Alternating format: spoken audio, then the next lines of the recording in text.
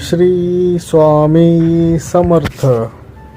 बाळा, या व्हिडिओला पाहून दुर्लक्ष करू नकोस. दुसरा व्हिडिओ लावण्याची चूक करू नकोस.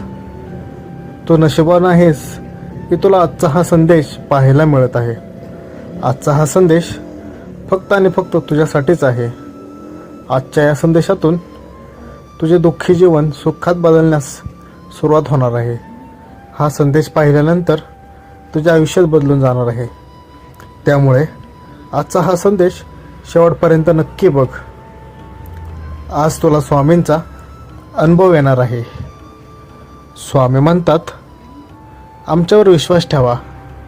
आम्ही तुमच्यावर कोणतेही मोठे संकट येऊ देणार नाही. बाळा, तुला असे वाटत असेल की आमचे तुझ्यावर लक्ष नाही, आम्ही तुम्हाला काहीच देत नाही, तर तसे नाही आहे. आमचे सर्वांवर लक्ष असते. अरे, आम्ही तुला जे हवे आहे ते देत नाही, तर तुझ्यासाठी काय महत्त्वाचे आहे ते आम्ही तुला देत असतो. तुझ्यासाठी काय चांगले आहे हे फक्त आम्हालाच माहीत असतं. म्हणून आम्ही तुला जे हवे आहे ते नाही, तर ज्याची तुला गरज नाही आहे ते पण नाही देत. तुला ज्याची गरज आहे तेच तुला आम्ही देत असतो. आज तू हा संदेश शेवटपर्यंत ऐक. सांग, काय तुझी समस्या आहे? तुला काय हवे आहे? घर, गाडी, पैसा, नोकरी यापेक्षा अजून काही वेगळे हवे आहे का? ते आम्हाला कमेंटमध्ये लिहून सांग. स्वामी म्हणतात, आजच्या जीवनात प्रत्येकाला असे वाटते की आपल्याकडेही सर्व काही असायला पाहिजे. आपल्याला काही कमी नको. पण यात तुमचा खरंच आनंद आहे का हे एकदा नक्की विचार करून बघ.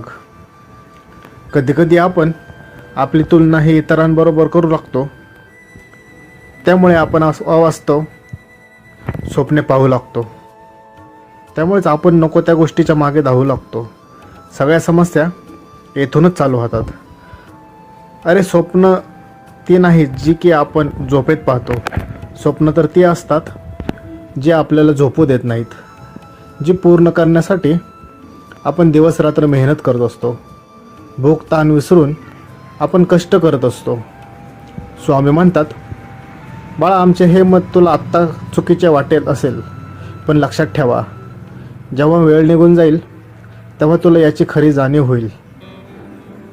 पण त्यावेळेस सावरण्यासाठी तुझ्याकडे काहीच शिल्लक राहणार नाही.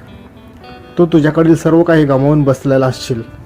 तेव्हा मात्र आमच्याकडे येऊ नकोस फिरून परत. स्वामी म्हणतात, आपल्या आयुष्यातील प्रत्येक प्रसंग आपल्याला काही ना काही शिकवत असतात. काही प्रसंग आनंदी असतात तर काही दुःख देणारे. तुमच्या अपयशाला सर्वात महत्त्वाच्या कारणांपैकी एक हे तुमचा राग आहे. तुमच्या रागाने तुम्ही तुमचं स्वतःचं मोठं नुकसान करून घेत असता. संकटामध्ये असताना रागामुळेच तुम्ही ते सर्व संकट अधिकाधिक वाढवत असता. त्यामुळे तुमच्या रागावर नियंत्रण मिळवायला शिका, नाहीतर तुमच्यावरती संकट वाढणे अटळ आहे. श्री स्वामी समर्थ.